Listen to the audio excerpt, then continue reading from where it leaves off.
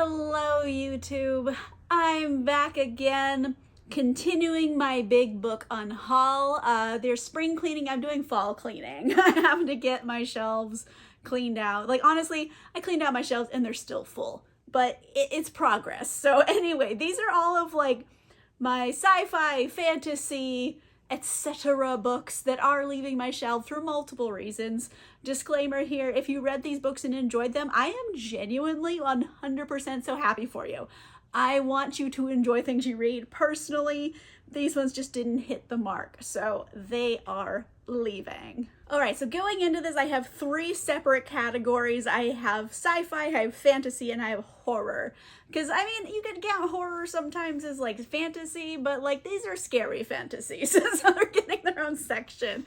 So let's just start with horror, because it's my smallest section. I'm getting rid of three things here, so let's get into it. I'm getting rid of Camp Damascus by Chuck Tingle, and this one hurts a little bit, because I wanted to love this so much because I appreciate Chuck Tingle, and this is like their first adult horror full-length novel, because you know Chuck Tingler is known for the Tinglerverse, which is the most absurd things banging each other.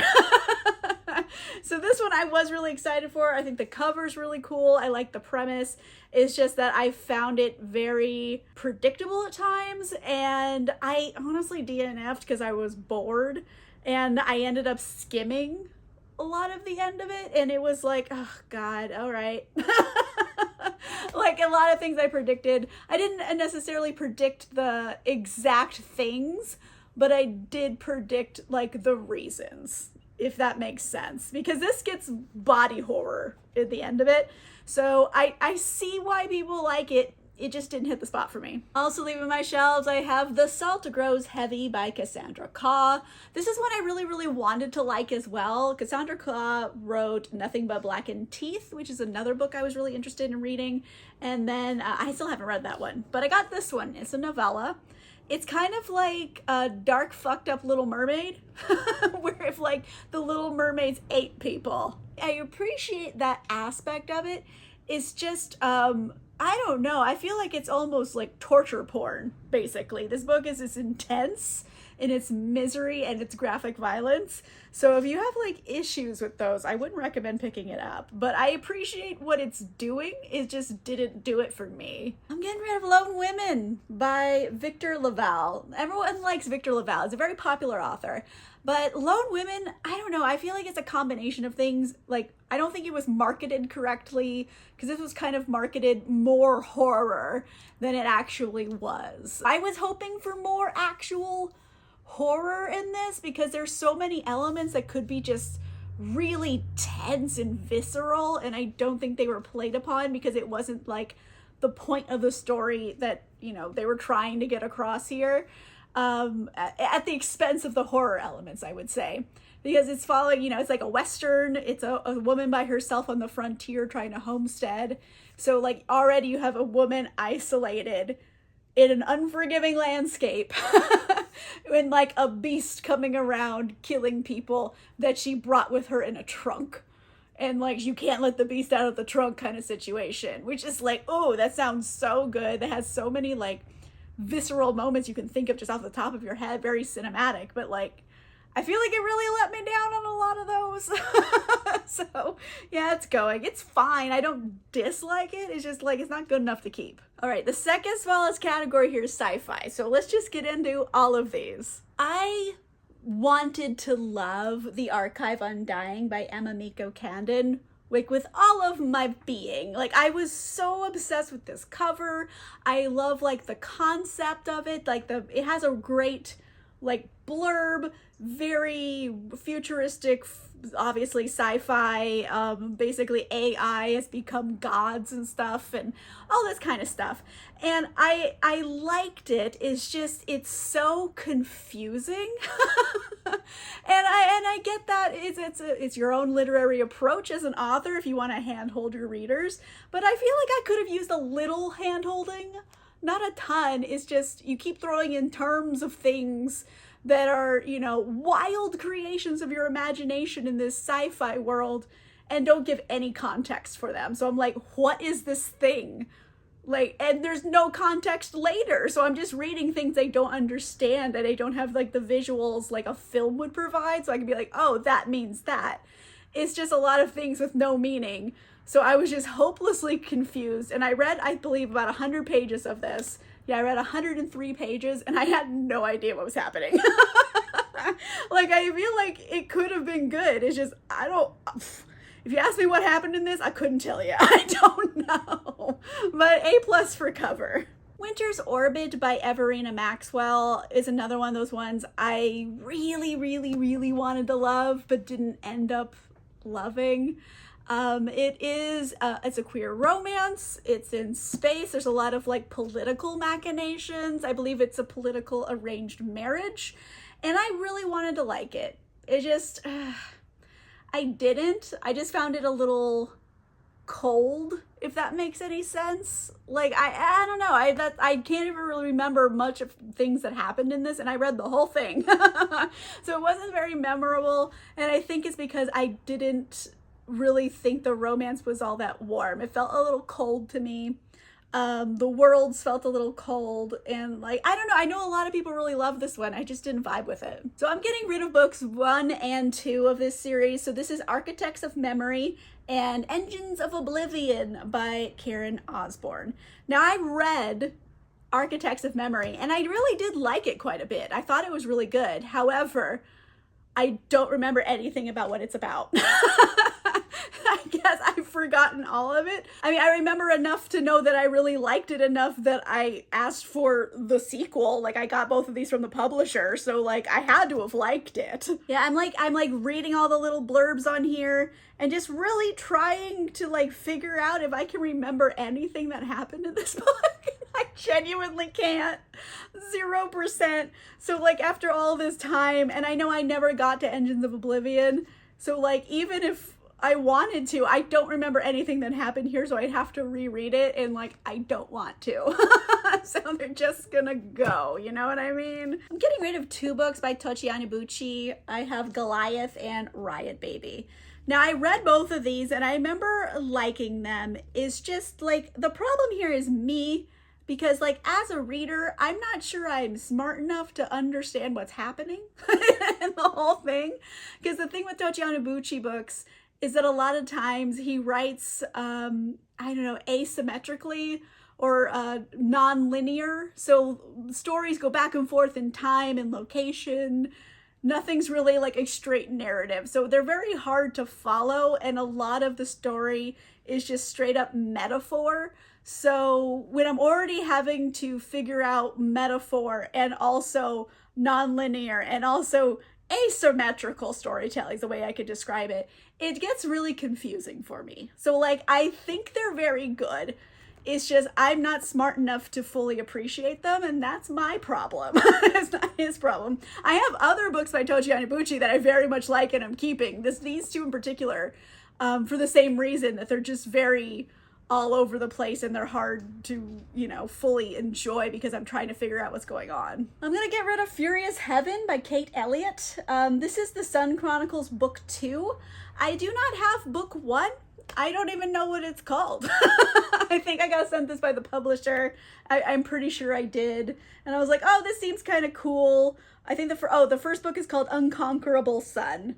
And I thought it looked kind of cool, and then I never read it because I never got the first book of the series, so I'm like, I'm not planning on buying the first book of the series, and I'm not planning to read this without reading the first book of the series, so it's just not happening. It's gonna go. It's gonna find a new home with someone who will love it. Last sci-fi that's leaving my shelf here is The Genesis of Misery by Neon Yang. This one is another one that's very similar to the Archive Undying, where I was reading it and I got about 100 pages in, and if you asked me what was going on, couldn't tell you. I really wanted to like this. It's just like, I gave up because like, it wasn't making enough sense, and it was very slow, and it was hard to understand. There was still a lack of context for things, and it's difficult to understand what's going on in Neon Yang's head as an author without context. So if they're naming all these new imaginary things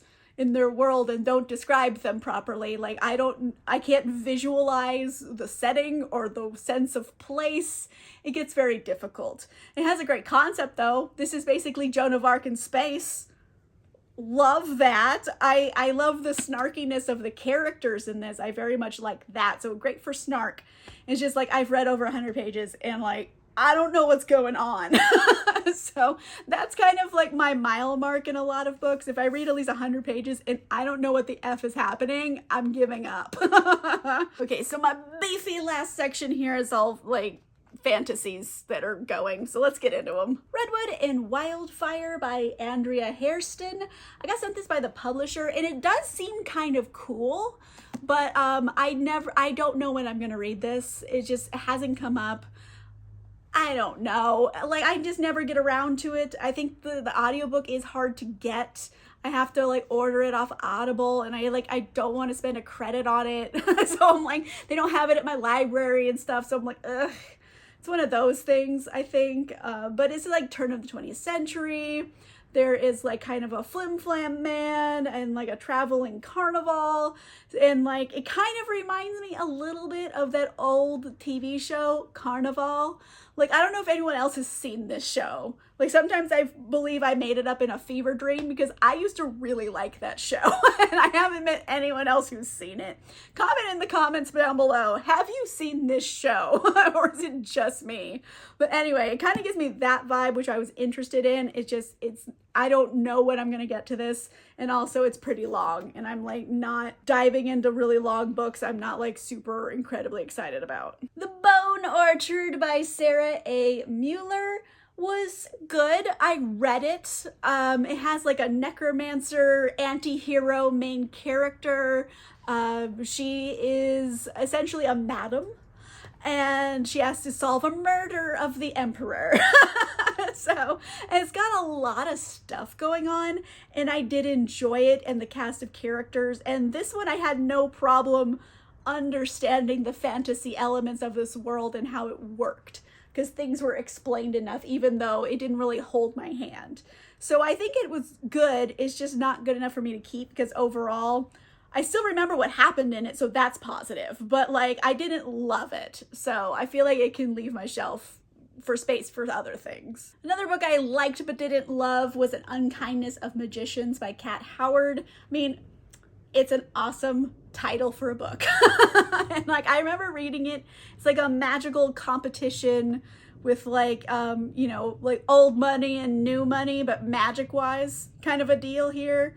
And I think there's also like a murder mystery involved. And I liked it. I didn't love it.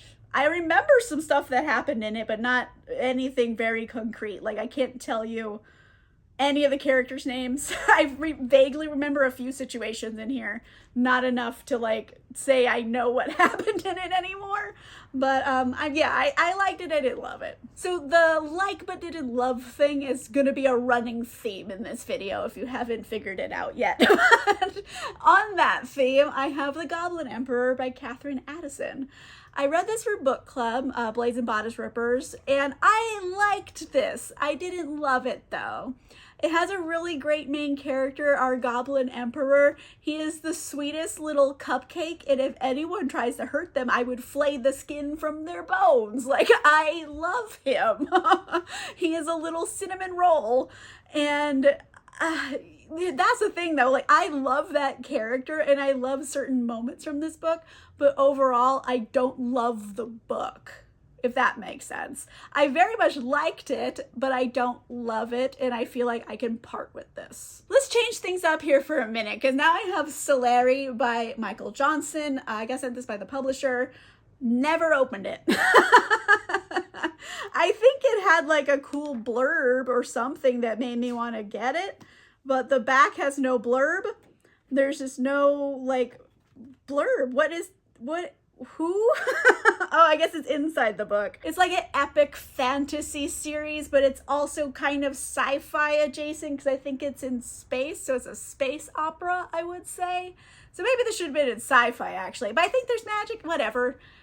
It's going off my shelf. I don't need to pick a place for it.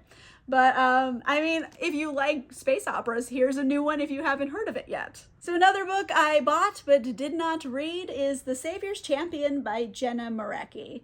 And here's the thing. I like Jenna Marecki. She's a booktuber. She's really cool. And I bought her book just because I think she's cool. But like, I genuinely don't have a lot of interest in reading it, if I'm being honest. And also it's really long. Like, how long is it? I'll tell you. Like, girl, this is 555 pages. It ain't happening. I just can't. If I'm gonna read a long book, I have to be really into it. Because if it's long and I'm not that into it, it ain't happening. Like, that's how I'm living my life now. I'm not dealing with it. And I don't know. I've just kind of lost my appetite for this one. I bought it because I like Jenna, but like, I don't want to read it. So it's just gonna go. I'm getting rid of The Stardust Thief by Chelsea Abdullah because basically it's very similar in vibes and tone and characters to City of Brass, the Daevabad series. And frankly, I like the Daevabad series better. So this isn't a bad book. I think it's a good book. It's just the problem is I've read a similar book that's better. So I can't help but compare it and find it lacking. For me, it's kind of like the generic version of Daevabad. So if you want more Daevabad stuff and you've read the whole series, you're looking for something else, this one's a good pick. It's just for me, I think Daevabad's better. And like, I like it. I like it. This one kind of has like Aladdin vibes. So it's good. It's just not good enough to stay. I'm getting rid of Magic Lessons by Alice Huffman. And this is a prequel to Practical Magic, the book that became a movie and everything. And I was like, okay, well, if like, I wanted to read Practical Magic, but I wanted to start at like the beginning chronologically, not in release date order. So I read this one because this is like the first book chronologically. And I liked it. It's very kind of folktale, witchy folk magic that's been passed down for generations. That's very much how it feels. So I liked all of those little details. It's got an interesting plot. I just don't love it. And then I've tried to read the next book in this series before Practical Magic, and I didn't like it at all. So I never got to Practical Magic because I hated the second book so much. So I've kind of given up on my dream of reading that. But yeah, so I don't need to keep this one if I'm not going to get to Practical Magic ever. So yeah, I'm moving on. And last up here, I'm getting rid of Witch King by Martha Wells. This is another one of those books that like, I read the whole thing and I'm only 70% sure I knew what happened in it. Like, I can tell you things that happened in it, but in what context and why they were happening, I'm very iffy about. And I read this for a channel member and patron book club, and it was a fun read because I like Martha Wells, but I don't really know what happened. Like, I was like 70% there. It feels like there's a lot of story missing from this book. And I wanted to have like, I don't know, it feels like it's two books. Like, if this was a trilogy, this is like the first book and the last book combined, and they left out the middle book of the trilogy. And when you leave out the middle book of the trilogy, nothing makes sense. You need the bridge book. So that was my problem with this one. It is Martha Wells, so I did enjoy the writing. It's just, I don't know what happened in it. All right, so that's a bunch of stuff heading out of my shelves. All of my like arcs and stuff, like I'll give my friends first dibs, of course, but like arcs usually I donate to my libraries because you're not supposed to sell them, and I refuse to. Library will sell them for like $1 or something, and it goes towards the library. It's going towards charity. So that's what I do with my arcs. I usually donate them to my local library. The rest of them, I don't know. I'll figure out something to do with them. I'll donate them somewhere. Maybe I'll try to go to the used bookstore. Who knows? I have like just so many boxes of books sitting around. I need to do something with them at this point. But anyway, let me know in the comments down below. Have you seen the show Carnival? If so, please let me know. Or what's a TV show or book that you read that you haven't met anybody else who has watched or read? Let me know in the comments down below. If you like this video, make sure you give it a like. If you want to see more videos, make sure you subscribe. And if you want cool exclusive content, including early access to videos and a book club, you can consider becoming a channel member or a patron. Links for that are in the description down below. And on that note, I will see you guys soon. Goodbye.